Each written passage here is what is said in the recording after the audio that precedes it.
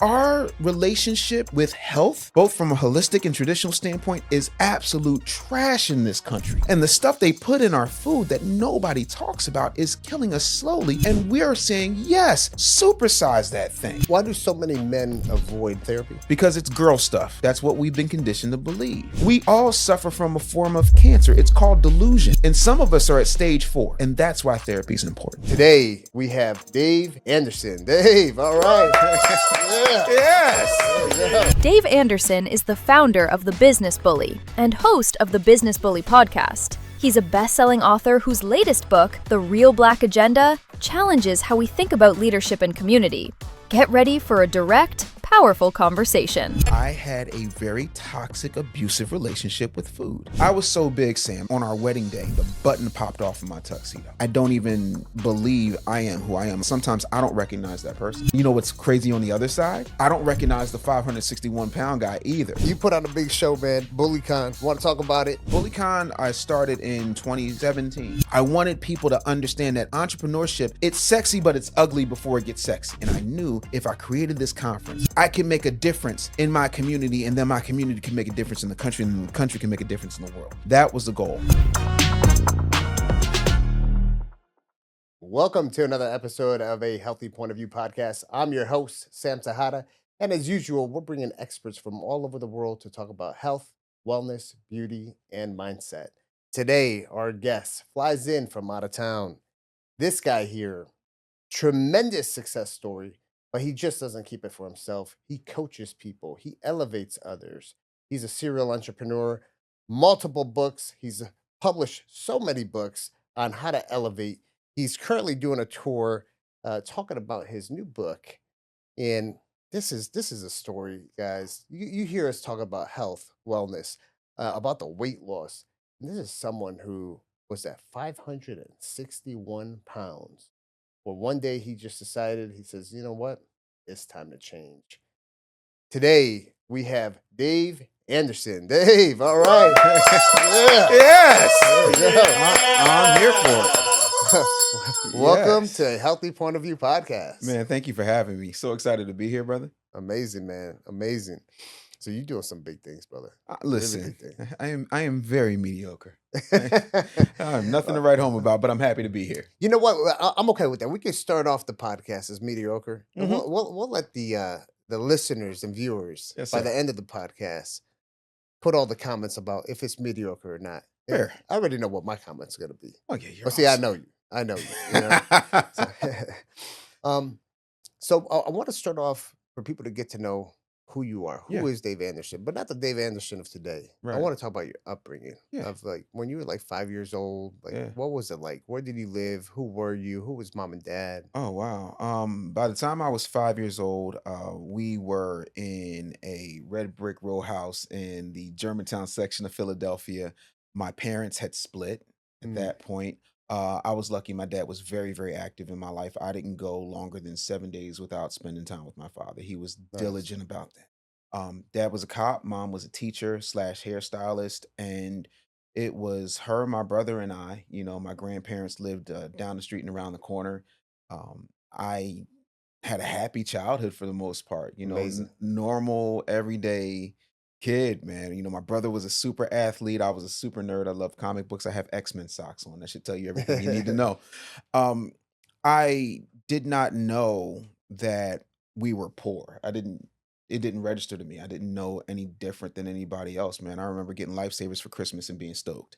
So I'm just in a place where I'm truly grateful, and I reflect on my childhood in a way that a lot of people just don't have the luxury of doing. I have a lot more happy memories. Yeah, there's trauma, there's things that happen, but overall, man, I was blessed. I had involved parents that cared about me and encouraged me to do what I wanted to do. And the only rule that was in my house was if you do it, you better do it. And if you decide to quit, you can never pick it up again.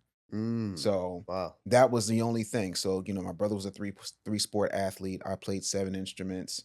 You know, I did the debate team, all that kind of good stuff. I was a very active kid, got in the radio at 9, got into television at 15.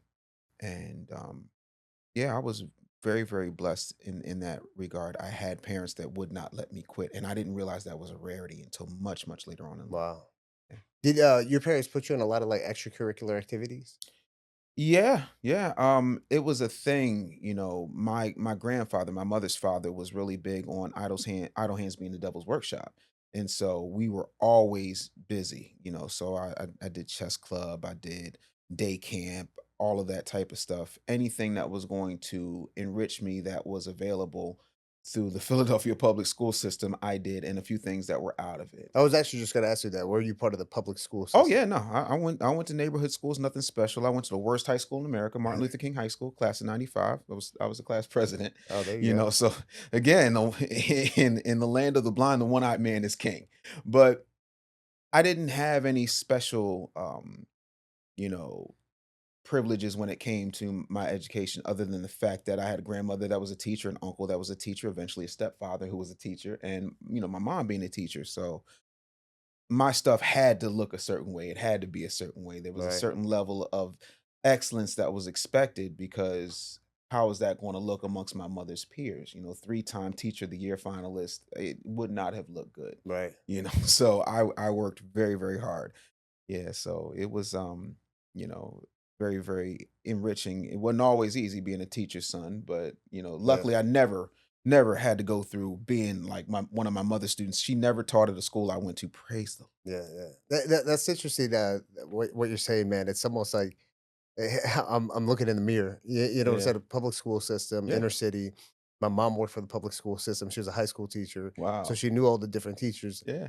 I didn't go to any of the schools that she taught at, but she still knew a lot of the teachers. All of them. Yeah, and extracurricular activities. My parents always try to do as much as possible. Number one, to keep our minds going, but also keep Mhm. us off the streets. Yep. So that's amazing. But this is one thing I want to talk about Sure. with what you're talking about with the public school system. Yeah. Back in the day, and I graduated at '05, so you graduated 10 years before me, so it was Yeah. even more different The then. way you just said that. Yes, So- I'm old. In case you didn't see the platinum hair, it's I got them growing. Don't worry, I'm catching up. My dad had gray hair by the age of 18, so so I did think I'm mine. doing good. Yeah. Yeah. Full head So, of gray hair by 18. but public school system, man. Back in the day, at least where I'm from in Milwaukee, Hmm. we had everything, man. Yeah. We had every single activity. Talk about music, Hmm. programs that the Yeah. public school had. It Yeah. was well funded.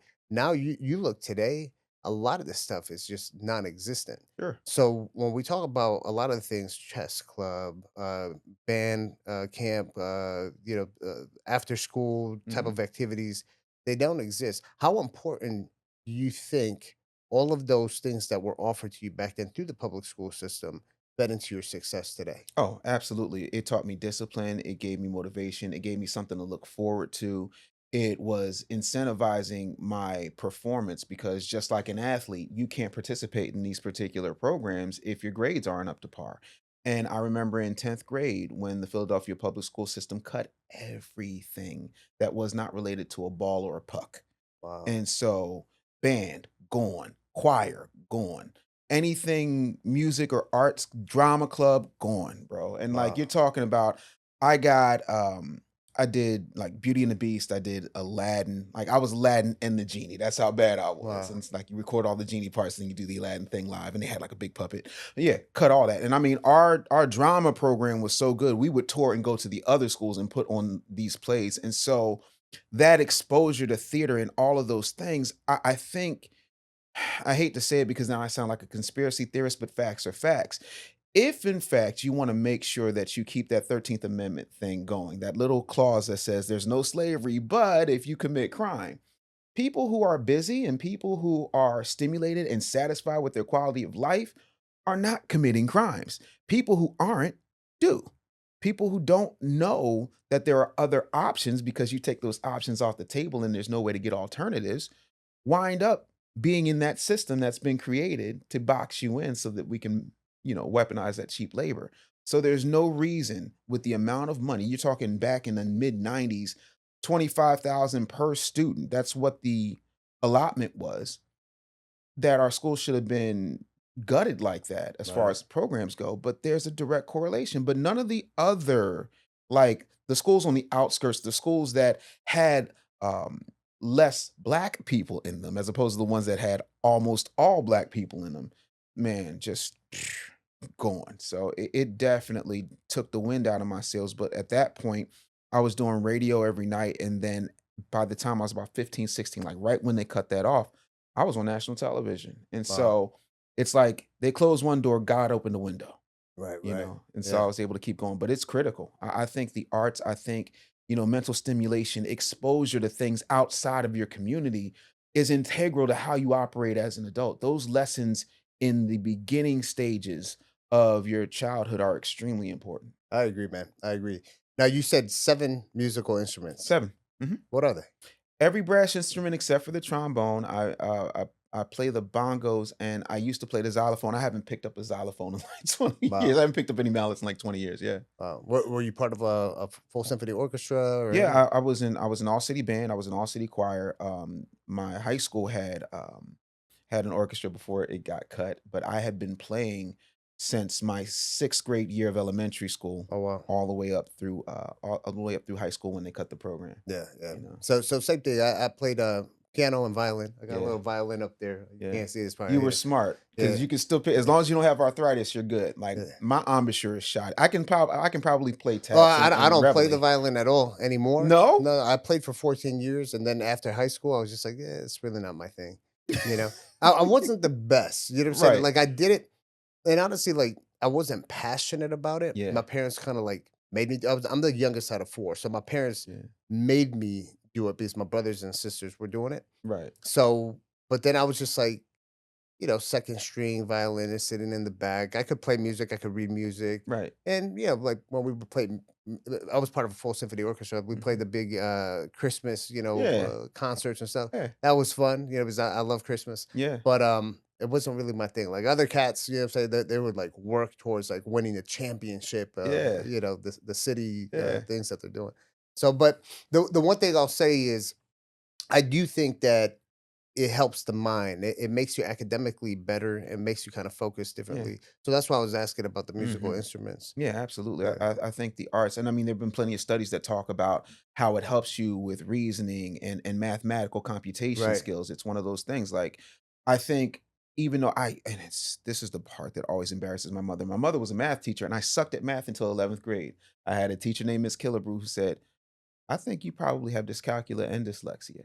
And I was like, I'm not Theo Huxtable. Like, you bugging. Like, they would have caught it by now. Right. And she said, nobody cared. She said, we're going to get you tested. And sure enough, that's what it was. Oh That's, wow. yeah. So, What kind of test is that? What do they do? it's basically like I don't know what it is now, but then they would give you like, it's part phonics, part reasoning, how you connect letters and sounds reflexively, that type of thing. So it's, Interesting. standard test for the most part, couple of, like oral questions and then written questions, things Right, of that right, nature. And yeah, same thing with math. Like you just can't make everything work. Like you have all the pieces, but something's missing, right, you right. know. Yeah.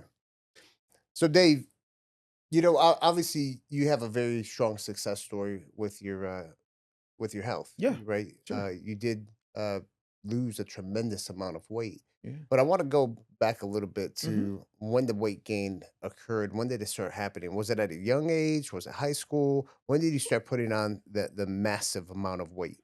Oh, well, I was a chunky kid, but I wasn't big. I think I had body dysmorphia way early in Mm, in school, and I remember the gym teacher. I'd always come, and I'm like, "Yo, can I get a double XL?" He was like, "You barely need an extra large." I'm like, "No, I'm fat. The kids say I'm fat." He was like, "It's just your composition. Once you grow, you're not done growing. Like it'll change. Don't."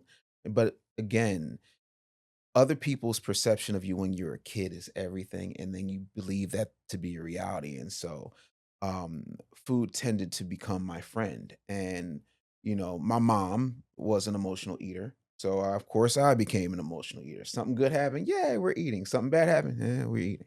uh, And that's what happened. I would say the freshman 15 probably turned into the freshman 45, mm, the sophomore 52, the junior 12. My senior year I dropped a little bit of weight, but then after that, I'm in radio.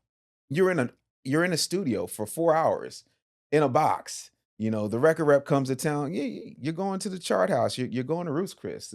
It's time to eat. Everything in my life revolved around food, and there wasn't any working out. Why am I working out for? Like, I live a sedentary lifestyle and it's cool. Like, I'm doing what I want to do. Right, right. And for me, I looked around and one day I was 350, and next thing you know, I'm 400. Then I got really depressed. And then when I wound up homeless, um, the only thing you can really afford is the dollar menu. So, Right. drive-throughs and cheeseburgers were, the menu of choice at that time. And so yeah, I got really down on myself, and homelessness will do that. And so the only comfort I had was two things: me at a drive-through, and then there was a book by a guy named Bob Bodine. Mhm. Changed my life. It's called The Power of Who. And in that book, he talks about how you have absolutely everything you need, you just don't know it yet.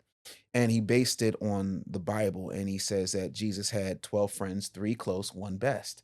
So you got to find who that circle is, who are the people, not necessarily your disciples, but your closest council of individuals. And then from there, anything that you want or need will probably most likely come through God from those 12 people. Mm. And that book literally is the reason I'm sitting here right now. Wow. Absolutely. Wow. What would you say, was that the turning point where you told yourself, you know what? I refuse to die this way? Not quite yet. Not quite I, yet. I wish I could tell you I had a pursuit of happiness moment. At that point, I said, okay, you washing your nuts in a gas station sink, Dave. We don't do this. And I had a conversation with my brother, God rest his soul. Yeah, at least you were washing them. Oh no, You know what I'm these saying? nuts will get washed. Trust me, I will not stink. But do you know how difficult it is to be homeless and fat? Like, you can't put up a cardboard sign and be like, please give me food. I've had enough. Right. So I called my brother and he said, like, where are you staying? And I said, well, and I couldn't lie to him. I could avoid things, but I couldn't lie to him. And I said, I'm staying in my truck. He said, if you don't get home as soon as possible, like, you can come stay with me and the kids, we're good. And so I did. I stayed in my brother's garage till I got myself together. And my wife at the time, she was my girlfriend and then became my fiance. Um, we had decided, because we met in college, we had decided to move in together, and that's what we did. And we were engaged. Everything was going good. I was as happy as anybody could be. And she comes in one day and she says, "Listen, I was bringing out the groceries, but you have this big, huge bag in the back of your truck, but you never take it out. I never see you open it. It's always there. What's in the bag?" And I said, "No, we'll just leave it there. It's cool." And she said, "Dave, the hell is in the bag? Is like something? Is it guns? Are you a mule? Like, what the hell is going on?" And I said, "That's my jump bag." And she said, "What the hell is a jump bag?" I said, "If anything ever happened where I find myself in a situation where I'm washing my nuts in the gas station sink again, I got that bag. That bag's got shoes, it's got clothes, it's got toiletries, it's got meals ready to eat. Like, I got everything I need in that bag. The only thing I don't keep in that bag is fresh water, because I can get that from any, gas station." And she looked at me and she says, "Do I strike you as a person that's going to leave you?" I said, "Nah, this ain't got nothing to do with you. It's my junk bag." And so, to understand, I'm 6'1" on a good day, and my wife is 5'2", maybe 5'3" on a good day. So she says, "Come here," and I lean down and she puts her hands on my face and she says, "I love you with everything I got in me. You are the best thing that's ever happened to me. If you don't get that bag out of the back of that truck, unpack that so we can live our life, you're safe. You're home. You will never not have a home. I don't care what I gotta do." And that was it. And Man, um how you feel when she said that? I mean, bro, that like, had to. you could have knocked me over with a feather. I was done. Like, every pivotal moment That's when when you got engaged. no, we were already Oh, you were engaged. already engaged. But Right, that's right, when right. I moved up the date to Yeah. September 29th. I said, no, Right, I right. ain't letting you go. But every pivotal moment from that point on somehow revolves around her, in that um, I was trying to figure this entrepreneur thing out when I decided to retire from the radio business, because I got tired of getting my ideas jacked and not getting paid for them. Mm. And she says to me, "Well, what's going on?" I said, "Well, I got this gig and they're going to put 100K on the table plus uncapped commissions. Because at that point, I'm a sales machine because it's the only job you're going to give somebody who's been working in entertainment from 9 years old because there's no risk. You eat Right. what you kill in sales. And I said, yeah. She said, but Dave, you've done sales jobs, and every time you do a sales job, three things happen. I said, well, what? She said, well, yeah, you get paid, and then you start getting recognized because you're good at what you do. And then somebody gets upset because Dave Anderson shows up. And I said, okay, but what does that mean? She said, oh, they'll sit up there and they'll promise you the world and tell you they'll move you up to the front office. And then they take all your ideas and pretend they're theirs. Or they try to sabotage you because you're making them look bad and they're afraid that they're going to promote you with their job. Or they just make your life a living hell because you know that you're supposed to be out there on somebody's stage, writing somebody's book, helping somebody do something. Now, I don't know about how to make this entrepreneurship thing work. I come from workers. My wife's from Michigan. So all those folks are, salt of the earth, go to the big three, work a factory, Right. retire with a Right. fat pension. So she was like, I can't help you with that, but I know you have what it takes to make it work. And I've already gambled on you. So find a way. And at that point, it was like I had to burn the boats. I never went back to another gig after that. Like Really? it was a Wow. wrap, And so 2 years into our marriage, this is what you're looking for. 2 years into our marriage, we were on a walk one day, and she was walking, I was waddling. And she says, Dave, can I ask you something? I said, yeah. She says, you don't ever argue with logic. I said, if it's sound, of course not. She said, cool. Logically, how many 561-pound elderly people do you know? And if you know any, are they living the life you want to live with me when you're that age? Ooh. Mhm. Say that one more time. She said, how many 561-pound older people do you know? And if you know any, are they living the life you want to live with me when you're that age? And I was like, oh. And that's all I could say was, oh. And I said, no. She said, I married you big. Like, I was so big, Sam. I've never told this story. I was so big on our wedding day, the button popped off of my tuxedo, Wow. flew across the room. Just my belly was like Nutty Professor, just. So I knew that she loved me. And she said, you promised me. I said, I ain't never broke a promise to you. She said, but you promised me forever, but you can't point to nobody 561 pounds that's elderly. All right, I'm going to figure this out. And that was the moment. That was the thing. It's just like, because it's not just me, when it's me and we got kids, Right. it's a whole different ball game because I stopped playing for my first name and I had to play for my last name. There are people Right. who depend on me. And, you know, I consider my wife a 10 and I really don't want my wife smushing a pool boy. Right. I don't have a pool boy yet, but I imagine one day I will. So Right. listen, no, Yeah. I want to be able to give her what I promised, which was forever, as long as humanly possible, Yeah. So That's powerful, man. And you as the husband, the yeah, father, yeah, it's you're there to lead the way, yeah, right? yep. And at 561 pounds, you could try to lead the way, but you're leading the way a heck of a lot better now. Oh yeah, it, Mhm. it it's a different ball game, man. Like I'm when I look back on it, it all seems like a blur. Like I can't believe I used to order two pizzas, one for me and then the other one for the family. Like that's what I used to do. And it's like it might be laughable to some people, but here's the thing that I say to people who have never had a weight problem. You've seen people have sympathy for people who are addicted to meth, coke, heroin, alcohol, whatever. What if your addiction is directly tied to the one of two things you need to live for the rest of your life? You can't just quit that cold turkey. There ain't no 12-step program for that. Right. Because I got to face my addiction every day and I got to take a hit of that medicine. Right. So now talk to me about how easy it is. Just get up, move more.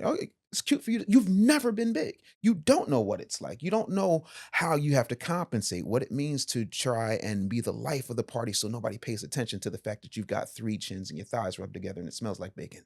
Wow. I'm being facetious. It's more like smothered pork chops with applesauce, but I digress.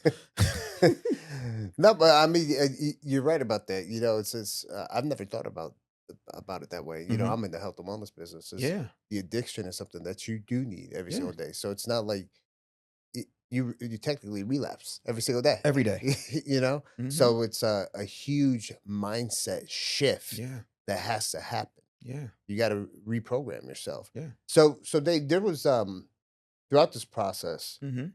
there was a 6-year delay before you decided to actually go through the Yes. surgery. Oh, you've done your research. I'm scared of this man now. Yes, that is absolutely true. 6 years is not overnight for No. sure. Mm-mm. Why the 6-year delay? Because I had gotten myself to a point where I had believed what I saw on television. And what I saw on television is if you have any type of weight loss intervention via surgery, you're cheating. It's not fair. It's not the same. You're going to regret it. People die, all this all kind of stuff. And the truth of the matter is, I felt I was doing well. I had gotten down 92 pounds on my own and I felt good. And I sat down with the surgeon, and shout out to my surgeon, Dr. Gary Corse. Good dude. He sat me down. He said, "Okay, Dave, I've been waiting for this." And he pulls out this white binder. He said, "Hit me with it." I said, "Hit you with what?" He was like, "We've been doing this dance for damn near 6 years now. Give me all the things that you've been thinking and saying in your head and saying to your friends that have kept you from making this change using this tool." I said, "What tool?" He said, "Weight loss surgery." I said, "Bro, that's cheating." He said, "But you're talking to a weight loss surgeon." I said, "Yeah, because I said I would." And he says, "What are your concerns?" I said, "Okay, I don't want to die on the table. How many people have you done this to that have died on the table?" He said, "6." I said, "Well, how many of these have you done?" He said, 10. I said, "Oh my God, 1,000." Oh. And he said, "I know you were going to see that." And he showed me the files. He redacted the names, but he showed me the files of everybody who died. This person had heart complications. This person was diabetic. None of them lined up with where I was. He said, "Here's the cardiologist report. Here's what your stress test looks like. Here's what your sleep study looks like." He said, "You're more likely to throw a touchdown pass to a fit, prime Emmitt Smith in a Super Bowl than to die on my table." He Wow. said, "You've hit a wall. This is a tool. It is going to help you. You have done everything else. You've seen the therapist, you got the nutritionist, you're exercising, you're drinking a gallon of water a day. This is a tool." He said, "You have stretched your belly so wide, it's like a beach ball and a half. You're never going to get full." He said, "But if we just go in," he said, "I don't want to do a bypass. I think a sleeve makes a lot more sense." And I said, "Well, what's the difference?" He said, "Well, the bypass is going to go from the esophagus. We're going to bypass all this other stuff, and then everything goes out." He said, "That's not what I think. If we do the sleeve, what we're going to do is we're going to take that beach ball and a half that you got, and we're going to leave you with a sliver that looks about the size of a banana. So I'm going to take about 80 to 90% of that stomach out." And he said, "Your first job when you get in the recovery room is try to get down 1 ounce of water." I said, Wow. he said, "You laugh now, you won't."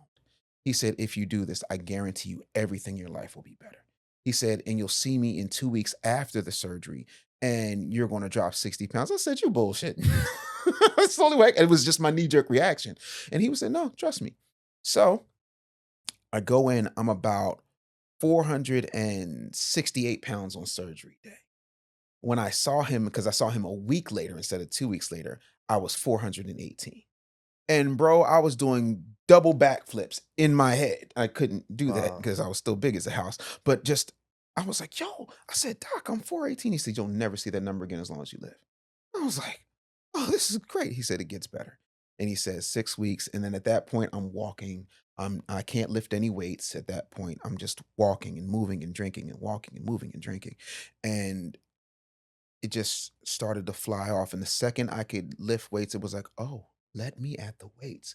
Let me get to the heavy stuff. I want to pick up heavy stuff and I want to put it down. I'm just going to get in here and and it became my new addiction. And Mm. then at that point, I'm watching my daughters watch me now. My oldest one is at this point on her way to college. My youngest one is a goober, but she's starting to get to that age. And she wants to do, she's, "Daddy, I want to work out too." And so I said, "Well, you need some coordination, you need some discipline. I know what. I'm going to give you the one thing my mom couldn't afford to give me. I'm gonna put you in karate." So I put her in karate. And I'm there and I'm karate dad. Like I'm refereeing the tournaments, the whole nine. And I have a conversation with the sensei one day and I say, "Hey, you think I could do this?" He takes one look at me. He said, "Hell yeah. Why wouldn't you be able to?" So, "Well, I'm kind of big." He said, "That don't matter." He said, "By the time I'm done with you, you ain't going to be." And Wow. so like I'm 4 belts in and that's my daughter and I's thing. We love combat sports. So I do Kempo and Krav Maga, kickboxing, Wow. and when I tell you people who are what society deems as normal or regular average people. I read comic books, and so all the time they talk about how Spider-Man is like 100 times stronger than the average man. The average man can do a lot, and we don't realize how good that is. Right. And so for me, to be in a position where I can go into a Target and just grab a shirt and not have to worry about whether or not it's going to fit or I'm going to look like baby Huey in it, to be able to outrun my 10-year-old who is a bottle of energy. You were at what, like 7XL? You Yeah, said? I was 7X. Let's run the stats. I wore a I had a 28-inch neck, if you can call it a neck. I was a 7X shirt. I had a 72-inch waist. Um, I think I had even my shoes. People don't realize fat goes everywhere. I was a 13 and a half, but I'm actually a 12. You know, Mm. the fat goes everywhere. And so yeah, yeah, no, I'm a 40-inch waist now. I wear a large shirt, 12 in the shoes. But yeah, brother, it's I don't even believe I am who I am. Like when we were doing the test and looking at the cameras and whatnot, sometimes I don't recognize that person, Wow. you know. But well, you know what's crazy on the other side? I don't recognize the 561-pound guy either. He's gone. He's going, and like you go on Facebook, right? And I know Facebook is for old people, but you go on Facebook and you'll have these things and it'll talk about memories from 5, 6, 7, 10 years ago. And I'm like, who the hell put the fat filter on all these pictures and videos? No, that's actual me. I'm like, ooh. And I'm like, didn't nobody tell me I was this big? Now, They now probably does your did. mind did your mind change whatsoever? Like after you lost all that weight, are you still the same person in the inside? No, no. What would be what would be I guess let me ask you this. Mhm. What is that unspoken loss after the weight loss that nobody ever talks about? You don't have to hide behind food. You don't have to be the loudest person in the room. You are more than enough anywhere you go. And the part of me, like there's a poignant scene in Nutty Professor where um Buddy Love is telling Sherman, because they have that duality thing, and he says, you gotta suck in your gut and strut. And I took that as you gotta own the room, you know, but own the room from a real place of confidence, not the confidence you put on as an armor to protect you from people's criticisms or their judgments because you're as big as a double wide trailer. But just be who God called you to be and what that looks like in every aspect of your life. And I ain't got it all figured out yet, but I do know that I'm a leader. I do know that I help people scale their businesses. I'm helping people write books because they just want to be an expert and they've got all of this knowledge inside of them, but they don't know how to get it out.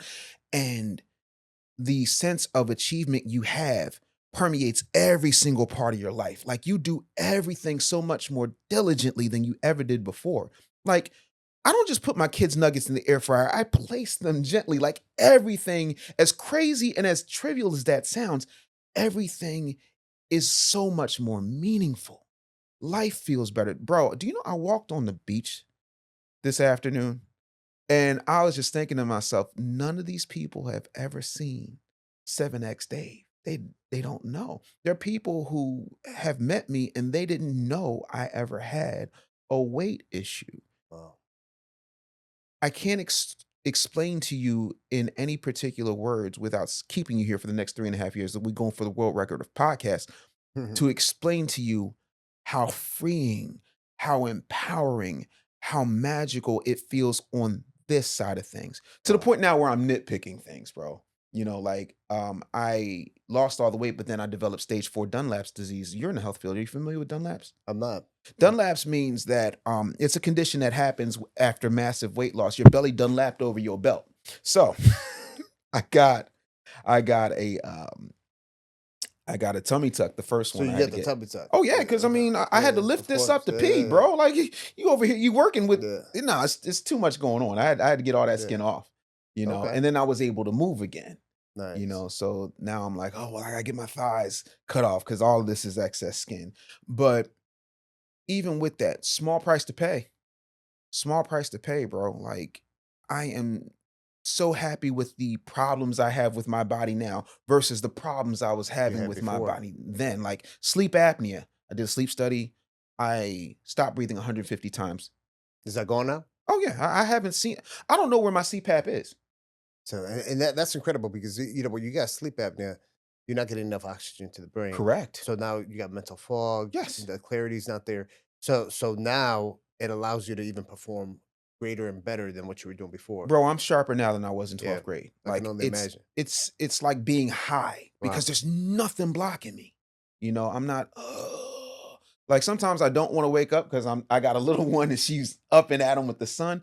But when I'm up, bro, it's on until I fall asleep. Like I'm focused in a way I wasn't focused. So I wrote this book, right? A week and a half after I finished writing this book. What's the name of the book? This is The Real Black Agenda. Okay. It's my love letter to Black America as to what needs to happen in order for us. Yo, your sneakers are ill. What needs to happen in order for us to do what we need to do in order to fix our problems? Because no one's coming to save us. We're political pawns on both sides of the aisle. And the only way for us to save us is for us to, one, admit we've got problems that we need to take care of, and two, make sure that we are doing everything we possibly can. So I wrote this book, and then I said, another one. I went DJ Khaled on them. And I wrote another book, which is coming out February 15th, called Weapons of Mass Destruction. They gave you the circus so you missed the war. And it talks about all the things they put in front of us to distract us from what is happening while they're playing in our faces. And and when I say faces, I'm not just talking about black people, I'm talking about brown people, white people who aren't rich, Asian people. Everybody's getting played with all these weapons of mass distraction, reality shows, this thing over here, this person fell down a well. It's a whole bunch of stuff. So you're not paying attention to what's really happening. And I wrote, that book took me 2 weeks. Weapons of Mass Distraction took me 1 week. And it's just like, I never wrote a book that quickly with that much research, that much, putting in depth. And when I say I wrote this book, a devotional, a graphic novel, and I recorded the audiobook, 4 weeks, everything done. Wow. So That's amazing. That's quick. mental clarity, bro. And I'm like, yo, if I had done this sooner, I'd be a billionaire by now. So let's talk about that because that's a lot of when people look at that from the Mhm. outside, it's a lot of success that you're doing now, right now. So when we talk about success, is success valid without your health? It don't mean anything. Steve Jobs. I mean, this is a Right. dude who got fired from the company he built, went off and did some other stuff, then went off and did Pixar. Disney bought that. And Apple says, you know what? We need Steve Jobs back. He came back. Cancer. Like, this is the dude who said 1,000 songs in your pocket. We can have a conversation about where he got that from. But anyway, the thing of it is, Sam, all of that money, all of that success, where's Steve Jobs now? It doesn't. When I tell you the one thing, if I could just sit every black man in a room, right? We just lost D'Angelo. Like all of these, we lost, oh gosh, Richard Roundtree, who played Shaft. We lose all of these brothers to cancer, to heart attacks, to type 2 diabetes. We don't have a conversation about type 3 diabetes. And you know what that is? Alzheimer's and dementia. We don't Yeah. call it that in the States in the because of brain. marketing. Yeah. Sugar on the brain is killing us. Yeah. Mama don't just have the sugar. She's got dementia and Alzheimer's because she's had the sugar in her system. Yeah. And it has nowhere else to go. Our relationship with health, both from a holistic and traditional standpoint, is absolute trash in this country. And the stuff they put in our food that nobody talks about is killing us slowly. And we're saying, yes, supersize that thing. The guy who did Supersize Me is dead. Right. Success means nothing if you can't enjoy it with your family, if you can't pass those lessons on. And to me, I don't feel successful. I feel very disciplined, but I don't feel successful. Andre 3000 said, if you don't move your feet, then we're like neck to neck, meaning that you're living check to check. I'm working on this music. If you're not buying what I'm selling, I'm dead in the water. Right. And so for me, I know that society is in a place now where everything is this algorithm, doom scrolling, what have you done for me lately, Janet Jackson type of vibe. And I'm not looking for accolades. I'm looking to make impact. For the first time in my life, I feel like it's about me, but it's not about me. It's about my health, but it's so much bigger than me now. Right. Because it's like, now I've done it. Now I want everybody to feel this good. I want everybody to have this clarity. I want everybody to live a fulfilled life. I want everybody to shoot for their maximum potential. And when people tell me, oh, well, it's so hard and you can't make it on YouTube, there is a 13-year-old kid who does not manufacture toys, who makes $30 million a year reviewing other people's toys. And you're telling me, with all of your degrees and all of the things you got to say, you can't do it? Come on, man. Right. Tell that to somebody else. I want you to feel what I'm feeling. Dave, what's your definition of success? My success comes down to 3 words: Dory, Devlin, Janae, my wife and my kids. That's success. Anytime that I look and I'm able to feed their addiction to heat and indoor plumbing, anytime my kid says, Daddy, we gotta play hide and seek right now. That's it. If my daughter said to me, and this changed my life, my oldest, she said, Daddy, if I don't go to Howard University, I feel like I'm going to die. And then she hit me with that one Native American tear, that one tear that comes down the face. I was like, yo, she means this. So I have to figure out how I'm going to journey $186,383.63, because that's what it cost to put her through 4 years of out-of-state school. Wow. And I did it. Cash. I had a relationship with the bursar's office. And I'm not saying that to brag. I'm saying that I did not know I was capable, because when you see your daughter cry from a real place, you have kids? No kids. Oh, yeah, you ain't experienced this yet. There is a level that children take you to when you don't even realize you're capable. You know how you hear those stories of adrenaline and the mom lifts up the car to get the kid out? That was me lifting up the car. Wow. I am not a success without them. Right. And I think other people will decide what my legacy is when I'm gone. I look at Van Gogh. Everybody talks about Starry Night, but nobody talks about the fact that the Starry Night he painted was from inside of an insane asylum. Nobody talks about the fact that Picasso, he couldn't sell a wet napkin, until right before he died, and then after. So when we look at people's success, it usually comes when they're gone. You do see people who are successful while they're here, if that's, monetary things are your thing. But I think my thing is going to come after I'm gone. That level of what would you want your legacy to look like? Because you work so hard, you're publishing books, you're going around speaking publicly. So that all feeds into the legacy. Yeah. So the day that God decides for you to be, pass on, or me to be passed on, Sure. we gotta, right? We're working towards that legacy. So when someone runs into your child, at the university or wherever she's working at that point, and they know who her father was, it's like, wow, I knew your father. He was this guy. What does that look like? The one thing, I'm probably several things, if we're being honest. I would want somebody to say, he meant well. He said what he said. You never had to worry about where you stood with him. I'm not a passive aggressive person. I'm a massive aggressive person. I want people to know that I love my people and I love my country. I love any of our servicemen and women. Firefighters, a firefighter, pulled me out of a burning building. So I have an immense amount of love for you, for what you've sacrificed for our people. I think that understanding that the one thing that made Black America great, regardless of segregation and all of the horrible atrocities that have happened in this country, because I'm not divorced from that. I am the great grandson of a slave. I'm very well aware of what this country has had in terms of contempt for certain periods of history for my people. However, my grandmother, my mother's mother, I called her Mimar. We would have these long conversations, just me and her. And she would say, David, I never understood civil rights. And I said, what do you mean? And she said, with the exception of your mother, because she was an emergency birth, all of your aunts and your uncles were born in Black hospitals to Black doctors. We knew our butcher because he was Black. Everybody in our community, down to the veterinarian, was Black. There were Black entrepreneurs up and down. Why in the world would you want to go stay in a hotel that don't want you? Why would you want to have food served to you from people who said that they hate you and they don't want to serve you? None of it makes any sense. And by the way, a lot of their food is unseasoned. Her words, not mine. God rest her soul. For me, I want my legacy to be that I brought entrepreneurship back to the Black community in a real substantive way. Not this rock star entrepreneur stuff people try to pin on me and other people, but this, hey, the Bible says what's in your hand. You know, when God talked to Moses, he showed him your staff is in your hand. What are you going to do with that staff?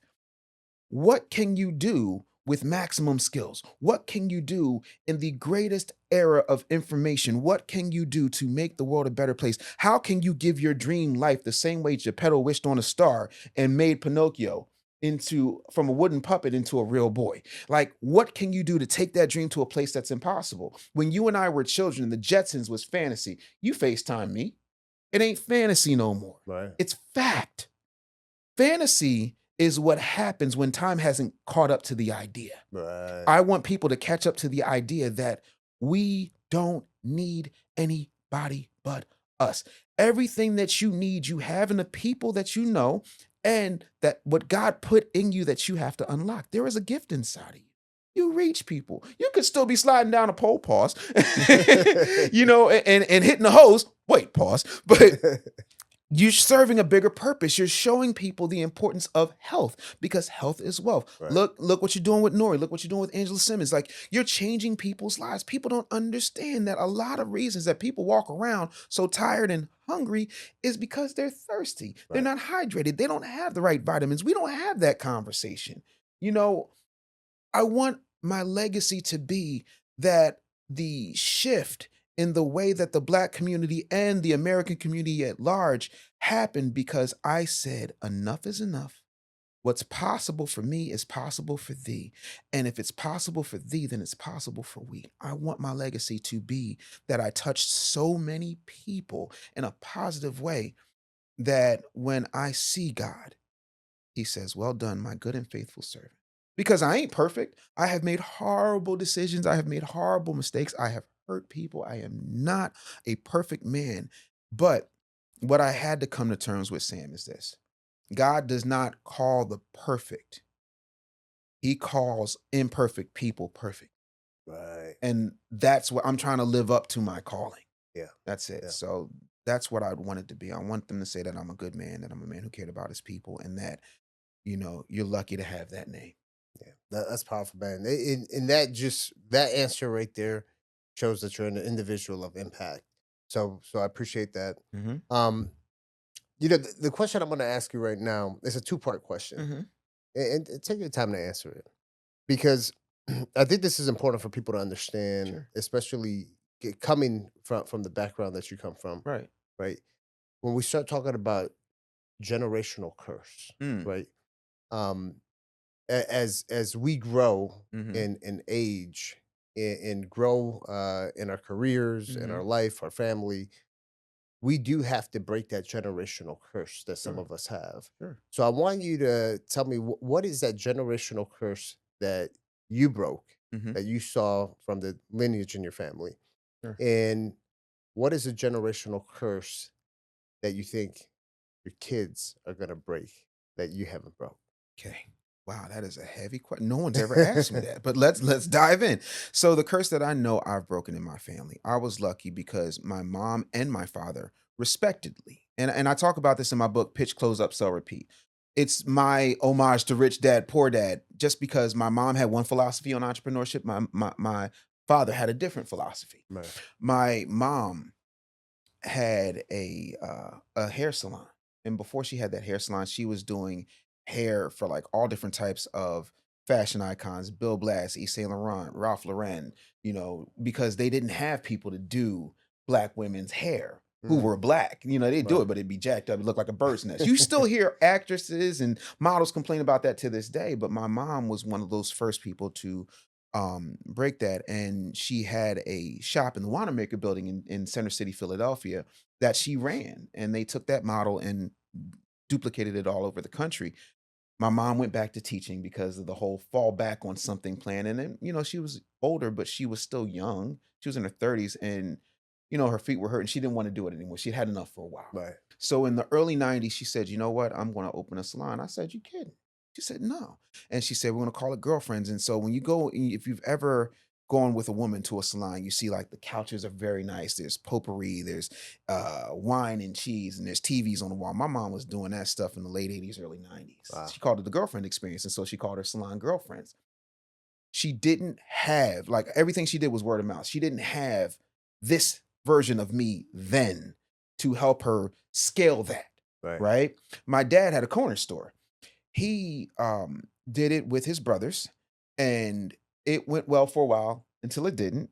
And he didn't have me at this level to show him how to scale it, figure things out, do the books differently. Right. Even though he put me behind a register at 7 years old, he got the arcade games in because kids couldn't afford to go to the mall. And he would get the top arcade games and he'd switch them out every month. Whichever one was the top, that's what he wanted every month. That's And pretty cool. he put quarters in the game so everybody knew when you got to the store, you could play those games for free until the quarters ran out. And then have to put quarters in yourself. But what would happen was the parents of the kids who would be running to the store would be like, give me a loaf of bread, give me a pack of cigarettes, give me a gallon of milk. So he was generating business by having those machines in there, which seemed crazy to my uncles at the time until they caught on. Wow. If they had me, I say this humbly, but in that particular time, they were ahead of their time, but people weren't ready. I'm ahead of my time and people aren't ready for a lot. So to the second part of your question, I think both Devlin and Dory's my oldest, Devlin's my youngest. They're two different parts of me. Dory is very, very creative. Devlin's creative too, but Devlin's cerebral. I'll give you an example. I'll sit down and I'll talk to a group of my clients on Zoom. And 7-year-old Devlin comes into my office, which, again, anybody else comes to my office, it's an immediate death sentence. But Devlin's different. She's the baby. So she comes in, she says, Daddy, what are you doing? I said, I'm talking to the people. That's what I call clients because she couldn't say clients yet. And she said, oh, that's cool. Daddy, watch out. And she literally positions herself on my lap and she's sitting in front of the Zoom. She said, I'd like to have your attention, please. My name is Devlin Anderson and I'm going to own all of this. I'm the business bully now. What do we got? And I'm sitting there like, and I'm texting my wife, like, you gotta see this. And so my wife comes down and she's looking and she looks at me, I look at her. And then later on that night, we're in bed and she said, she watches everything you do. Wow. She understands profit and loss. She's 7.5 years old. She gets it. She's not afraid of a camera. She's not afraid to tell people what it is. She literally was telling my clients, well, this is why you're not succeeding because you need to do this. And did you send out those emails Daddy sent to you? And then what about you? What happened with your lives? And I'm like, how do you know what my clients are doing? She's got an iPad, so she's looking at their YouTube. She's watching their podcast. She's going through their campaigns, everything. And she's doing what I get paid a lot of money to do to my current clients. Wow. At 7.5, she's 10 now. That child is a monster. I told my clients all the time, listen, you better hope I have a long because woo. And I already told my executive team, like, yeah, and Devlin takes over. I suggest you better learn everything that she knows and then some, because otherwise you ain't gonna keep your job. For real. So, but yeah, man, that's the thing. I think for me, I'm breaking the curse of they got the premise. My parents got the premise Right. and they had some success, but they didn't take it all the way and they fell back. I burned the boats, so I broke that curse. Yeah. I ain't going back. Devlin is going to have every good trait about me and her mother without having the struggle story. She doesn't know what it is to eat, sleep for dinner. She doesn't understand any of that. Right. But she has a grit in her that's genetically encoded, Right. and I tell her all the time, I said, what's an Anderson do? I can tell you what they don't do. I said, well, what's that? Give up? I said, exactly. Nice. That's it. Right. You don't quit. You do Nice. not give up. And I got that from my mom and I passed it on to my kids. And so those are the curses I think have been broken and will be broken. Amazing. Dave, when you were going through this whole journey of taking control of your health, did you ever seek any kind of therapy? Oh, absolutely. Because again, I had a very toxic, abusive relationship with food. I never met a cheesesteak I didn't like. Buffalo wings, bring them on. Lemon pepper, I make Rick Ross look like a vegan. So, bro, I promise you, 10 piece? No, 20. Run them. All flats. Well done. Give me some Cajun on the side just in case. I had to get past that thing because I was filling my emptiness that I felt inside with food. And while doing that, I was also digging my grave with a knife and fork. And we don't have those conversations that it all starts up here. Everything you ever want and everything you ever don't want starts here. And once you get control of that and you realize that there are healthy addictions to have, how far can I take this? How many push ups can I do? How many miles can I walk? Can I jog? These knees are kind of shot. I put some damage on these knees. My knees are 50. The rest of me is 48. But how far can I take it? What can I do? And so I literally decided that it was important for me to get help. I see a therapist every Wednesday. I saw my therapist today Why do so many men avoid therapy? because it's girl stuff. That's what we've been conditioned to believe. Feelings, when the last time you spoke about your feelings, Sam? You just sat at the bar with the homies Yeah, talking yeah. about your You know, feelings. I would say I am a little bit more open to talk about it, but that's Sure. because of what I do. Exactly. And even working at the fire department, we got to a certain part where it's like it was okay to go get help, Right, right? because With you the have a level of PTSD and all that. empathy. So, but you see, I'll tell you what. When I first started at the fire department, we were just smoke eaters. It's just you got to toughen up. Ugh. That's it. You Yeah. don't talk about problems. You just got to do it. You saw a Yeah. dead body, big deal. Right. That's it. So, but you still see it in today's Mhm. world that a lot of men, when they look at therapy, they look at it like, oh, that's for the wussy, Yeah. right? And they look at it like if they're sick Mhm. going there. Mhm. And I think that's something that we should talk about. Yes. Of like therapy is not just for the sick and the broken. No. It can really help you level up. Yeah. I don't think people understand how important therapy is because with therapy, here's the thing. I don't care if you can knock out everybody in this room, Sam. Can you beat you? The version of you that you have to fight every day to not be. The version of you that is trying its best to not give in to all those impulses. Can you beat your shadow self? And I don't mean like some hippy dippy waist bead wearing herbal tea sipping girl who's just working and doing her shadow work and ooey gooey, I'm doing a vision board. No, I'm talking about who you are when nobody's around. Can you face that person, unpack all of those things, and rip every layer of demonic skin off of you? All right. If you can do that, fine. Don't go to therapy. But I guarantee you can't. And the only way to work through that is with somebody who's a professional who can understand and show you the one thing no one's ever been able to, the mirror to your soul. And when somebody is showing you every part of you, good, bad, and different, this is how your actions affect your daughters. This is how your actions affect your wife. This is how your actions affect your mother. This is how your Mm. actions affected your dead brother. Like when somebody is showing you all of these things, who does not have a dog in the fight other than your wellness, you have no choice but then be accountable. Who are you accountable to outside of outside forces?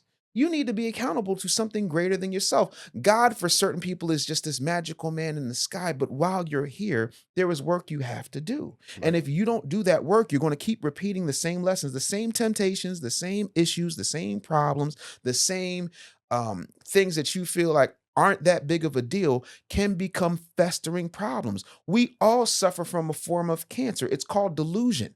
And some of us are at stage 4. And that's why therapy is important. Right. Now, one thing you said accountable, Yes. right? And accountability is Mhm. important.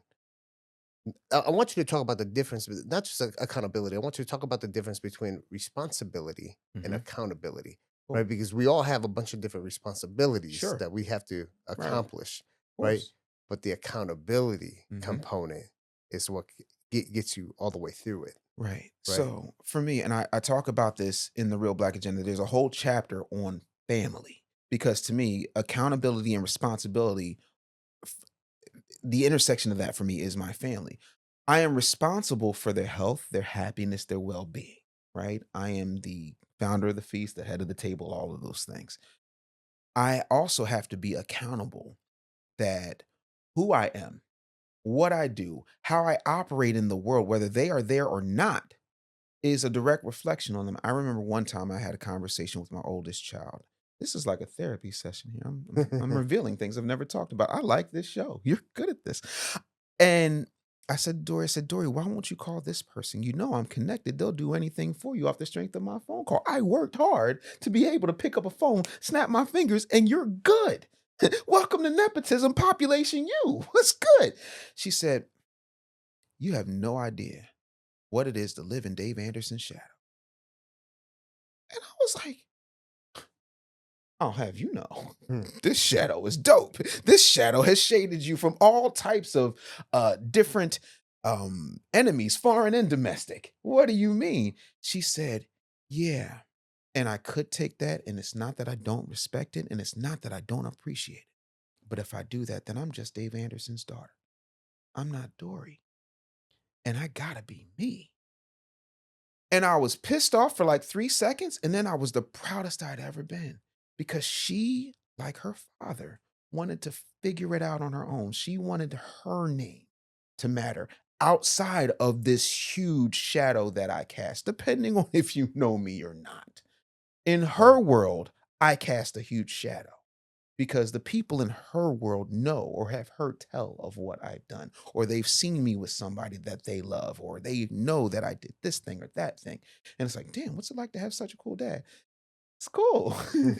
Until things come up and it's like, well, yeah, you know, your dad. And I'm like, yeah, no. So for me, I was accountable to the fact that there is a backside to what other people consider success. And that shadow that I was casting while I was shining bright and protecting my family from all of these things had an adverse effect that I couldn't predict. Mm, And so I had to be accountable to the feelings that I created through no fault of my own that I am inevitably responsible for. right. You know what I Right. mean? Yep. So that to me is the difference between accountability and responsibility. They are similar, but they're different. Now, when it comes to your health, Mhm. now that you lost all that weight, Mhm. what are some of your daily non-negotiable responsibilities, and how do you hold yourself accountable? Protein, water, vitamins, time. So protein every day. Um, I'm 210 right now, so 210 ounces of protein. So protein shakes, chicken breasts, lean meats, that type of thing. Um, Water, gallon a day, non-negotiable. I'm Hulk Hogan, training, prayers, vitamins. But yeah, vitamins are extremely important. We are so vitamin deficient, Right. especially in this country, bro. Like they take all of the vitamins out and put stuff I can't pronounce. Right. You've seen the Oh packaging. yeah. And when I say time, that means time with my daughters. That means time with my wife. That means time for myself to exercise, to think, to write down ideas. You like my bag. I got a blue bag. It's called Blue Pony Fur, and in that bag I keep a journal because I'll have an idea and I need to write it down. Write I it need to down. physically Yeah. take a pen and write it down. It's not enough to put it in the notes app on my phone because when I'm writing it, I'm making a contract between me, God, and Dave 6 months from now, 3 months from now, 2 weeks from now that idea is going to come to fruition. I have to write it out. Yeah. So, for me, that's critical. Those are non-negotiables every single day. The other thing, and this one is crucial, I have 3 rubber balls and I have 3 glass balls. The 3 glass balls are things that I have to do, tasks that I have to do for that day. I do not hit the pillow until those 3 things are done. The rubber balls, I try to get to them. If I don't get to them, okay, cool. But I'm getting them tomorrow because tomorrow those rubber balls, through my own internal alchemy, are going to become the 3 glass balls. Those are the accountability right there. That's it. That's it right there. So I have Can't 6 go to things. sleep until it's done. 6 things I do. 3 are rubber, 3 are glass. If the rubber don't get done, they're glass tomorrow. Right. And those 3 glass ones get done every single day, whatever they that. are. Yeah. What made you implement that tool? Because if I don't put a limit or a cap on what I do, I will never go to bed. I won't stop. I am a machine, Right. And I've had to learn if I'm going to have a happy marriage, if I'm going to be a fulfilled and loving father, I got to shut it down at some Yeah. point, And so that's the thing. Like if something comes up, like we had a reality show that was pitched to us and we turned it down, my wife and I. They wanted to talk about my homelessness and, us being a couple in the jump bag, all the things I told you and this, that, and the third. And we realized two things. Number one, we'd be the only Black couple. And number two, they said, well, you guys are good. Like, where's the conflict? Oh, you want us to be the angry Black couple? Nah, pass. Oh, wow. Not going to do it. Right. 2 weeks later, another opportunity came for me. God knows what he's doing. Gotta put guardrails up. You gotta put limits up. Yeah. And it's important. So that's why I had to implement that. Yep. That's I like that. I like that. I feel like when you look at people that are always accomplishing and taking things to the next step Mm. and leading the way, Yeah. they have those type of tools for accountability. Yeah. Because we all got responsibilities, Certainly. but not everybody has the way to be accountable, and that's why people gain so much weight. Mhm. People are unable to succeed with their family, Mhm. unable to lead the way. Mhm. Is once you have the right things in place to hold yourself accountable, and Mhm. even if you're in a leadership role, Mhm. holding other people accountable Yeah. as well too. And that's hard. And I tell people all the time, they're like, well, because this is what I get from a lot of like my high ticket clients. So we're talking 30, 50, $100,000 clients. They'll say, well, Dave, it's so hard. And how do you trust people? Because at that level, when you're making the kind of money where you can afford to pay me 30, 50, 80, $100,000, you don't know who to trust because everybody's looking at you like Daddy Warbucks and they're all a bunch of little orphan Annies. And I said, the problem with you is that you are trying to trust people. Who told you I trust people? Baby, I trust the paperwork. Because here's the thing. Right. If I don't do what the paperwork says, sue me. You know how many times I've been sued, Sam? How many? 0. Paperwork's right there. It's just that simple. The Right. other part of that is, you don't know this. Do you know what my middle name is? No. Litigious. Hmm. I will sue you into the dark ages if you breach a contract. Right. That's how that works. It keeps everybody accountable. Yeah. When I moved to Dallas, Texas, Austin is an oasis in Dallas. It's very liberal. It's very relaxed. It's very hoity-toity, right? And I moved to Dallas and I worked at K104, which was my dream job. Tom Joyner came from there. KK Holiday, a bunch of people I admired had come through K104. And I get there and the engineer had 2 guns just sitting on each hip. And he said, Mr. Anderson, you all right over there? I said, yeah. He says, you're looking at me a little sideways, like you might be a little uncomfortable right now. I said, honestly, yeah. He said, could it be that I have really big firearms and one of them looks like a Clint Eastwood Dirty Harry gun? I said, yeah. He said, let me explain something to you about real Texas. He said, you came from BS Texas. That's Austin. That's not Texas. This here's Texas. And here in Texas, we have a real civilized society because everybody in Texas has a gun. Guns are as American as apple pie. And I know apple pie is French, but that's not the point. The point is, if everybody's got a gun, you are very slow to pull that because the other guy might be very fast to pull it. So we have a real civilized society. I hire fast. I fire faster. That's what it is. I'm only married to Janae. Everybody else can go. Right. That's it. Yeah. So, I like and that's that. what it comes down to. Can I ask you a question? When's the last time you apologized to yourself?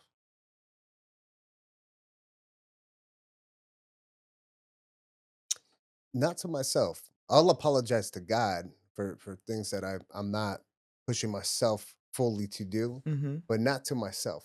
Yeah. I don't think I have apologized to myself. I just wanted to, for some reason, I just felt it in my spirit to tell you, you've got to start being kinder to yourself because your ability to focus so much on pouring into everybody, you're starting to see, and I could be wrong, but I don't think I am. You're starting to see that like there's a limit to what you can do, and sometimes you can't do everything you want to do right Right. when you want to do it. You're going to get it done, but it's not enough. And sometimes you feel like you're letting yourself down, and you might be letting other people down. I'm here to tell you, you need to apologize to yourself because you're doing exactly what God has called you to do, but you have to be kinder to you. Yeah. That's it. And you're right about that, actually. I must Yeah, be. you hit the nail on the head. That wasn't me. That was God. Yeah. That wasn't me. I feel it. Hey, I'm a believer, so Yeah, man. so Dave, Hmm. the to talk a little bit about what's going on in the world right now here in our nation. There's Sure. a big movement called Make America Healthy Again. Yes. The MAHA movement. I love that movement. Which it's unfortunate that it's been so politicalized, and it really should be nonpartisan, right? Of course. Being How do you healthy. argue against health? Right. So, but the thing is that there's a lot of people against it. Of course. Right? I'm a huge advocate. I participate in it. I work with the crew Yeah. behind Maha, and I want to hear your input about what's going on. RFK Jr. is out there trying to make some moves. Hmm. Try to take a lot of the corruption out of the stuff. Yes. I want to hear your opinion on Make America Healthy Again. Here's the problem with RFK Jr. He decided to do a deal with Donald Trump. That is the only thing wrong with RFK Jr. And when I say that tongue in cheek, but that's the problem because let's face it, he's a Kennedy. Kennedys are as close as we get to royals in this country. Period. Point blank. I mean, Cinderella's story. You're talking about a family that produced the first Roman Catholic president. Like you're talking about people who have allegedly a bootlegging empire before they made it a political dynasty. I mean, just American excellence in nepotism at its finest. And you're talking about somebody who got away from politics and went out and became an environmental lawyer and started looking at everything from pharmaceuticals to plastics and calling people on the carpet. He married somebody who loves and supports him no matter what. He cares about children. He cares about things. And as a father of a child who is mildly autistic, and as a kid who was dyslexic, who had dyscalculia, and has had to deal with a myriad of health issues, I back everything he does. And I'm 100% in support of President Trump for allowing him to clean out the swamp that is this corrupt system. Not only that, when you look at what happened in 2020 through the end of 2021, Mm, and you know what I'm the saying, big C word. the big C word that I won't say because I don't want your channel demonetized. You worked hard for that YouTube plaque. I think the fact that they kept telling you, because this is a country that says, oh, my body, my choice. Yeah, when it comes to killing your kids, not your body, your choice when it comes to vaccines that haven't been tested. Polio vaccine was tested, measles, mumps, all that stuff was tested. That took years, all types of research and development. That's not what happened Right. with this particular vaccine. And there were three of them. One was the one hitter quitter that nobody wanted to take, and two was just sponsored. And we talk about the corruption, but we don't talk about the lobbies. Everything I learned about how the government works, I learned from Eddie Murphy's 1992 movie, The Distinguished Gentleman, which is hard to find on Blu-ray, ironically. Hey, where are you on sugar? Well, where should I be? I don't know.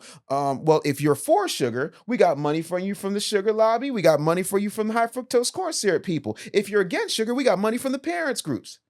Everything is money. And the one thing you can't bribe RFK Jr. with is money. It makes him the most honest man in DC. And if you can get past, oh, he's got a voice that he didn't ask for that. But I don't care how he sounds. I care the sweet sounds of what he's saying to the American people. We are sick. And we are constantly sick. And I said this years ago, and people told me I was crazy. And he said it, and I'm like, I'm not crazy. I thank you, God. I feel validated. My wife is from Michigan. Michigan is known for the Big Three, and it's also known for Battle Creek. Battle Creek is what's called Cereal City. In Cereal City, Fruit Loops makes Fruit Loops for the UK. They make Fruit Loops for the US, and they make Fruit Loops for Canada. But those same colors and dyes and things that they put, those preservatives and stuff they put in those Fruit Loops in America, they're not allowed in the UK, and they're not allowed in Canada. So why are we giving them to our children? Well, we're giving them to our children because some idiot pencil pusher in marketing said it was a good idea that these need to be more colorful in order to make kids get them. I'm like, why can't you just make Toucan Sam's beak more colorful and leave the damn Fruit Loops alone? Right. Right. But no, it's all about money.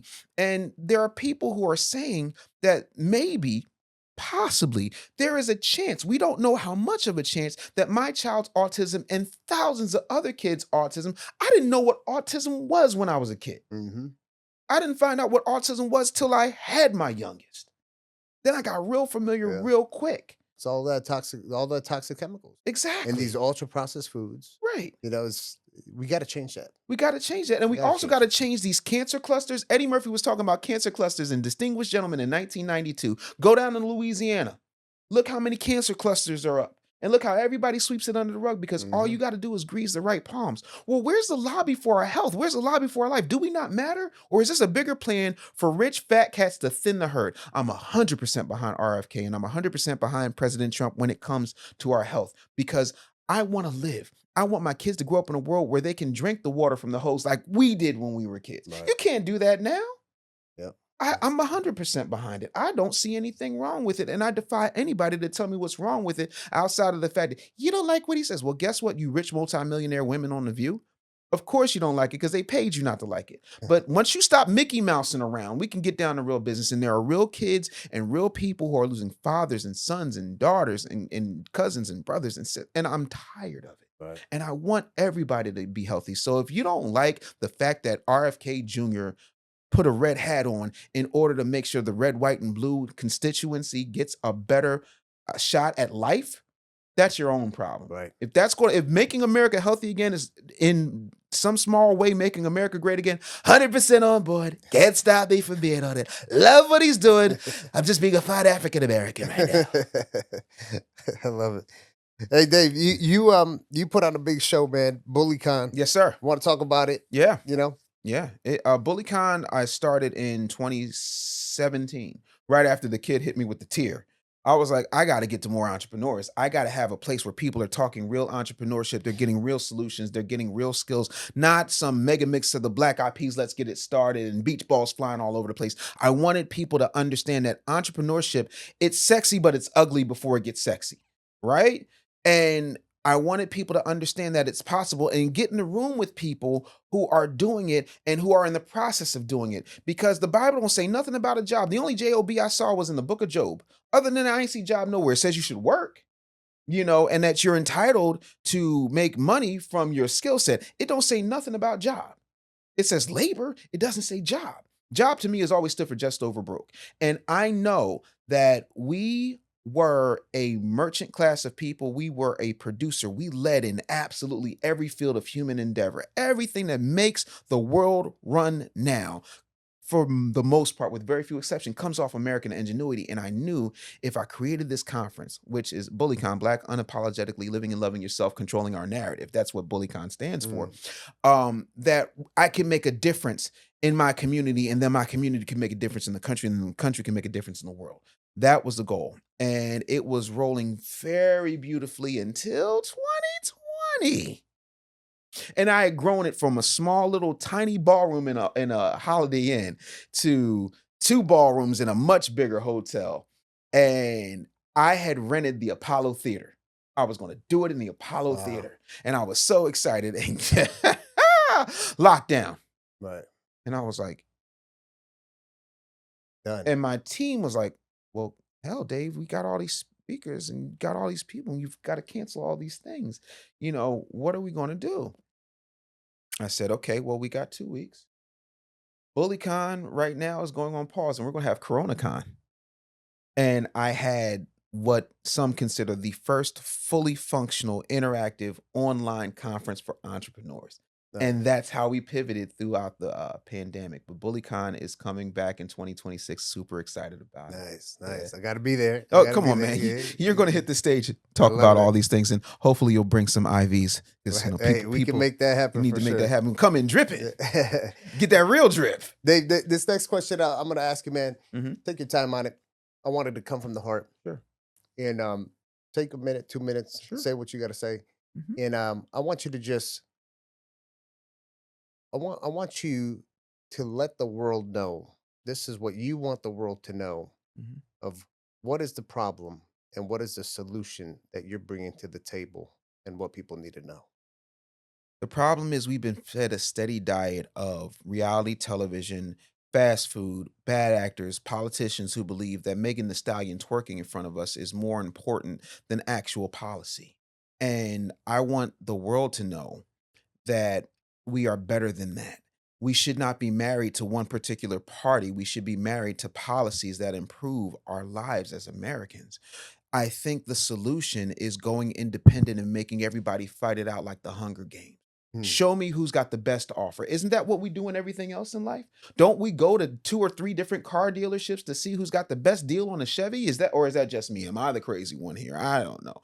I just think that the best thing for us to do is stop getting so caught up where we're voting 92% for one group of people who don't seem to give a rat's ass about us until it's time for us to be elected. And when it's not time for them to be elected, then they go and they hit us with fear. Everything is scary. Everybody's coming. You know, this guy is going to put you in a gas chamber. This guy is he's a fascist. He's not a king. Da da da da da. And my whole thing is, would a king allow you to protest against him? Can we look at things logically, not from an emotional standpoint, not from what the media is feeding us, but whether that person is good or bad? I don't believe any one politician is all good or all bad. I treat politicians like servers in a diner. I'm gonna tip you good as long as you're serving me what I want off of this particular menu. The problem is we haven't delivered a menu to enough politicians on a state and federal level, let alone a local one. Most people don't know who their ombudsman is. Most people don't know who their alderman is. They don't even know what district they live in, so they don't know who to talk to when it comes to city council. I believe you back people by voting for them, but I also believe you back them with your money. Money talks, BS runs a marathon. That's what my daddy told me, God rest his soul. And so I want you to understand, if we're going to participate in America in a real way, if we're going to solve our problems, if you're sick of just the churches, the liquor stores, the dispensaries being the only thing pristine in your neighborhood, if you want to keep your streets safe again, if you want to start making things happen, then you hold all of these politicians, whether they're jackasses or elephants, and you say, give me what I need to succeed. And if you can't give me what I need to succeed, move out of my way while I pursue it myself. I thought we were entitled to life, liberty, and the pursuit of happiness, but everywhere I go, I'm being told, oh, you're oppressed. You can't do this. You can't do that. I eat camp for breakfast and spit it out at you. What are you talking about, homie? Like, we can do anything we want as long as we don't have to deal with a whole bunch of bureaucratic red tape. We got to get past that, but we have to understand how the system works. And everybody understands that. And if I'm wrong for saying America's for sale, then you have to explain to me how Pfizer and Moderna and Johnson & Johnson got those shots off so quickly. You got to explain to me how General Mills and Kellogg's have no problem giving us cereal that's chock full of all types of things. And yeah, whole grain's the main ingredient because they have to have something to put the sugar and chemicals on. You have to tell me, if it's not possible, how we keep finding these multimillionaires telling us who to vote for because they bought a rapper to us and they told you could stand on stage at a particular convention and convince people that it's cool. And yeah, God rest Hulk Hogan, ripping the shirt off was a bit much and he struggled with it, but you know, he died a few months later. I don't care about the theatrics. I just care about what you have for me. WIIFM is my favorite radio station. What's in it for me? We got to start demanding more than a good speech and somebody listening to Despacito on their daggone iPad in order to impress us. We need policies, not partisanship. We need community organizers, not ratchetry. We need reality, not reality television. We need healthy food and dinner table talks, and we need to start treating our children like heirs as opposed to people that we're just responsible for till they turn 18 and we kick them out immaturely without preparing them for the world that exists. That's the solution. We are the solution. If you want a real solution, look in the mirror, or you can pick up the Real Black Agenda. It's available right now for fine people at therealblackagenda.com or wherever books are sold. I love it. Love it. Love it. Dave, we're going to have a little fun here real quick. One of my favorite podcasters, Stephen Bartlett, with The Diary of a CEO. He came out with these conversation cards. So I want you to grab that. Yes, sir. Open it up. Grab a card from anywhere in the deck. You can do shuffle it, do whatever you want. I like that guy. He's really cool. Yeah, he's pretty good, right? He's really cool. I like. That's one of my dream shows.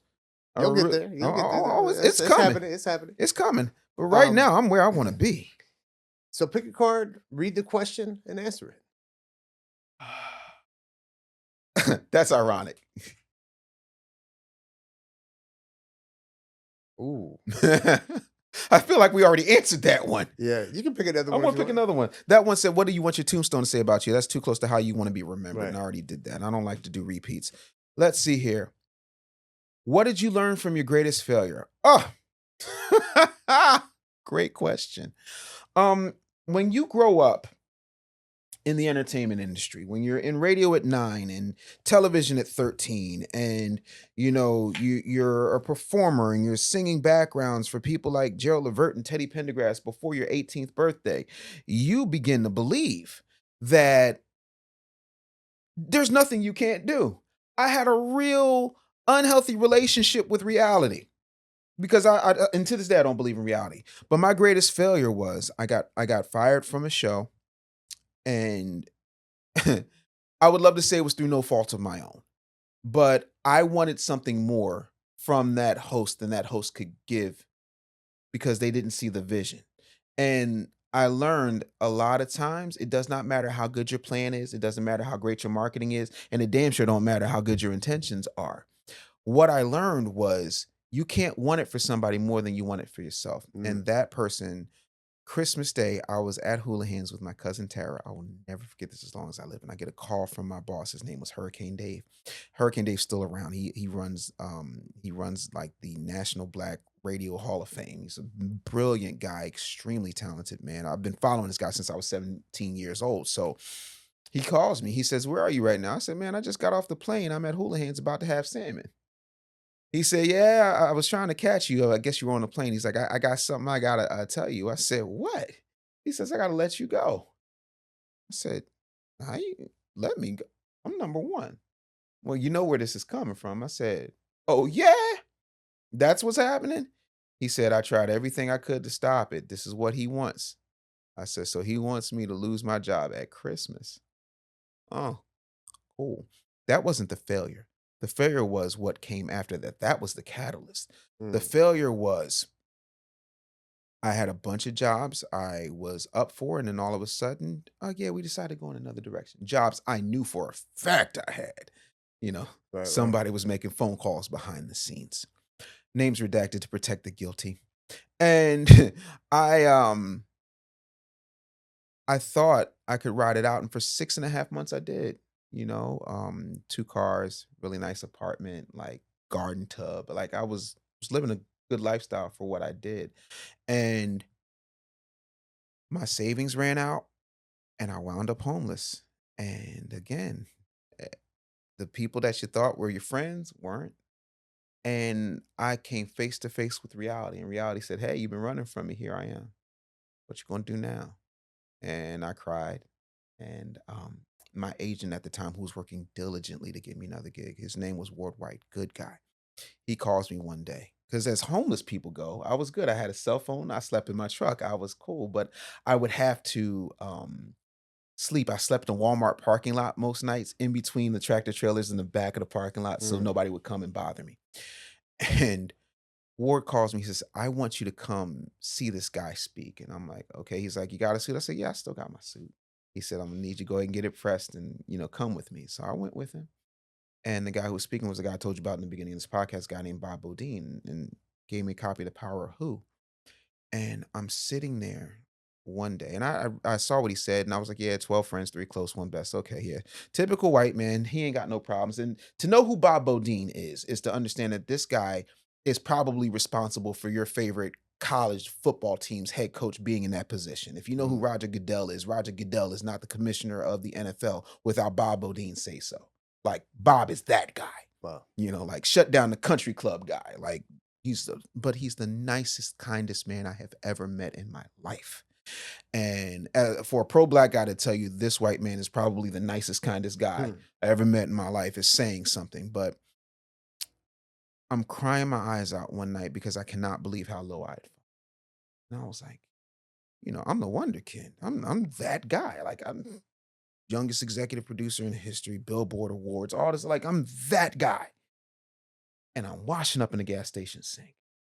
And I'm like, I don't have nothing. I said, "God, you need to give me a sign." And literally at that point, the lights in that Walmart parking lot came on. And on the floorboards of my truck was The Power of Who. And I read it under that light. And that's when I realized that even though I was homeless because I didn't have anywhere to go, I was punishing myself because I didn't have anywhere to go and I was ashamed. And so the first thing I did was I said, "God, I'm sorry. I should trust in you." Second thing I did was I apologized to myself. "Dave, listen, every story you've ever read that you loved had a bad part in it. A part was like, how's our hero going to get out of this? This is the how's the hero part. I'm going to need you to embrace this. It sucks. We ain't nowhere near where we going to be. I don't know if you ever going to find love again. I don't know nothing. All I know is that this is not how this ends. I don't know what it looks like, but we got to make something different. The next day I called my brother and I went home. But that failure taught me that it's not who you are when the cameras are on. It's not who you are when everybody's singing your praises. It's not who you are when you're sitting down with celebrities. It's not who you are when you're coaching people to 100,000, 500,000, 2, 3, $4 million in revenue a year. It's about who you are when it's just you and your dark self and God. And can you live with that? And I said, no, I can't live with that. There's a better version of me, and I'm going to go I get it. love that. And that's what I did. And that failure became the thing that has allowed me to be what, in your humble opinion, is successful. I don't feel successful. I feel like the son of a cop and a teacher and the brother of one of the greatest human beings who's ever walked the face of the earth. All I know is that I'm trying my best to be better than I was yesterday. And compared to where I was when God put that light on that book to where I am now, I'm 10,000 times removed from that. I'm 400 yesterdays, away from that mindset. And it took a long time to get there. And I'm grateful for every minute, every breath of air I take. I'm just thrilled, man. So yeah, I learned that I can be beaten. I learned that I can be hindered, but I also learned I can't be stopped. And you can't break me. I met myself there and I won. Thank you to God. And then, epilogue. One day I'm sitting at the radio station, which would be my very last gig. And I got in the Power of Who, and I went and got the Power of Who workbook, and I'm working through the entire workbook. And at that point, I said, I'm going to call Bob Bodine. And I'm like, where'd that come from? Oh, Bob Bodine. This man don't know me from a hole in my body. I called Eastman Bodine, talked to his secretary, said, I have to talk to Bob Bodine. Tell him there was a kid that he met in Dallas, Texas, that book has changed the course of his life. 2 days later, I get a call. Hey, Dave, it's Bob Bodine. How are you? That man has been my mentor from that point on. Wow. And whenever I need somebody who is at a level I'm not at, and I think everybody, I don't care where you are in the world, you need somebody who is doing things that you can't fathom yet, Right. to show you and to scare you into a place where complacency can't exist. Right. And I'm like, Bob, what do I do about this? And Bob will give me some amazing philosophical answer. He says, hey, have you picked up 2 Chairs yet? Which is the second book. And I said, yeah. He was like, have you done it? 2 Chairs is a concept where I get up 4 o'clock in the morning. This is going to sound, if you're one of these people that does not like hokey stuff and does not believe that there is a spirit inside this meat suit, this is the part where you click off. Ratings just dropped. You get up 4 o'clock in the morning before dawn, where the entire house is quiet. And you sit down in a chair, and there's a chair in front of you, and you wait for God. And God will sit in that chair, and God will order your steps. Mm. And that's what it is. Every morning, 2 chairs. Me, God, and what I'm supposed to do. That's how I know which ones are rubber, which ones are glass. Every morning, I do 2 chairs. Wow. And to have an audience with God, like, why would you not show up to have an audience with the creator of the universe? Right. That's Right. it. And that might sound crazy to some people. Say, well, you can pray and meditate. This is my prayer and meditation. It Right. works for me. Whatever works for you, I'm not judging. Some of you like waist beads and chamomile tea. I put a chair in front of me and I talk to God. And I listen. Because just like when Bob talks, I ain't got nothing to say. Right now, I'm talking my ass off. When Bob is talking, Listen. I can't put Roger Goodell at the head of the NFL. What can I say to this man? I got 22 Amazon bestsellers. I don't have 1 New York Times bestseller. He's got 3. Wow. What am I gonna tell him? I'm there to be a student. Yeah. I'm sitting under the learning tree. I did it with Les Brown. I did it with Ricky Smiley. I did it with Rodney Perry. I did it with um, Teddy Pendergrass. I did it with Gerald Levert. I am not above correction, and I am not above proper mentorship. And that's what I tell people. The reason that I coach the people that I coach, and I choose who I coach, I'm very particular. You got to go through a process for me to take your money. It's not enough for you to have the money. You got to have the mindset. Even if it ain't perfect, you got to be willing to understand that I'm going to show you things that are going to make you very, very uncomfortable.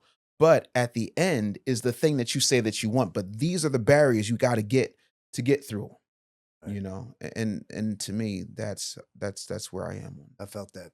Brother, I'll tell you, you're the true definition of an individual who's experiencing and enjoying the journey, not just the destination. Yeah. So, Dave, with that said, as we wrap up here, if there's one person that's listening or viewing this podcast that resonates with today's message, what is that one thing that you can leave them with? The best thing that you can understand in order to get the most out of life is that all we are is Super Mario. That might sound stupid and trivial, but let me break this down. When I was a kid, my brother got us a Nintendo Entertainment System because my mom wasn't going to pay for that. My mom was 3 hots in the cot. Anything you want out of that, you go get it yourself. So we're playing Super Mario Brothers. I was fancy more to duck hunt because I like to shoot. I still like to shoot. But with Super Mario Brothers, you know what my favorite part is? You get to the end of a level and it looks like you just beat Bowser. It looks like that's the princess. And the princess says, sorry, Mario, but our princess is in another castle. But you look like the princess. The final level is death, Sam. Until you're dead, until they call it and say, time of death, there's another level. You never stop moving to the next level. Whoever you think you are in peak physical condition, there's a physical condition you haven't hit yet. No matter how many bestsellers you have, there's another one inside of you. There is a message that's not for you, for somebody else that you need to get out. There is a dream that you've been hiding from that you need to get out because it's not going to benefit you. It's going to benefit somebody else. I was in a movie theater in 2003 and I saw the Tupac movie. I don't know if you ever saw the Tupac movie, not the All Eyes on Me biopic, but the one they took a bunch of like stock footage and used his stuff to voice him narrating his own story. In that, there's this one scene where Tupac says, I may not change the world, but I'm going to spark the mind of the one that does. And I drop my popcorn. I'm like, yo, Pac is talking to me. And I met Tupac twice. Nice. And I'm like, yo, Pac is talking to me. Like, I'm going to change the world because Pac couldn't do it. Like, I'm going to do it. I don't know if I'm going to hit that, but that's my goal. So every time I write a book, every time I give a speech, every time I coach somebody, every time I'm in the process of raising my daughters, I'm doing it through the lens of this particular action is going to be that thing that changes the world. Even if it's as simple as me putting healthy, gluten-free chicken nuggets in the air fryer for Devlin. I am doing this so that I can change the world because the nutrition she gets going to spark that idea that's going to, like, Right. It's that deep for me. At the risk of sounding like Will Smith, like, it's that deep. I'm willing to die on a treadmill. I'm willing to die on a treadmill. I am here to tell you what you want is on the other side of the thing that you have been avoiding. And if you are avoiding writing that book, if you are avoiding being the best entrepreneur you can be, if you are avoiding getting healthier, I'm going to need you to hit me up immediately. My email is dave@businessbullyshow.com. My phone number is 929-352-7263. Hit me anytime. I'm around. I will answer the phone. Because if I don't show up, what good am I to God? Right. I'm here to show up for people, but you got to show up for the people who are dependent upon you, who may not even be born yet, that are dependent upon you pursuing and achieving your dream. If you don't do that, you are a waste of skin and God doesn't need you here. Act like you have a privilege of breathing because there's a million people tonight who are going to make plans for tomorrow who will not wake up. Don't be one of them. That's all I got on that. Thanks. Brother, you mentioned the phone number and the email. Is there a website that people can find you at? Absolutely. You can find me at www.thebusinessbully.com. Also, you can find me if you want to know, and this is completely for free. If you want to know how to start, grow, scale your business, in a real way without having to dump a bunch of money in paid ads because most people don't have it, go to thebusinessbully.com/without paid ads. I've got a free mini webinar there, and I'm going to give you a free gift just for checking it out, because I want you to have the answers that I had to work so hard and spend $375,000 to find out. So that's it, man. I just want people to reach out to me, and on all social media platforms at The Business Bully. Gotta do that. Now, this was great, powerful episode here, Dave. I appreciate you coming on a Healthy Point of View podcast. Thank God you, bless, man. brother. Thank you so much. Amazing. Guys, you heard it. This is a very powerful story. And if you weren't touched by it, we all know that you have someone who will be touched by it.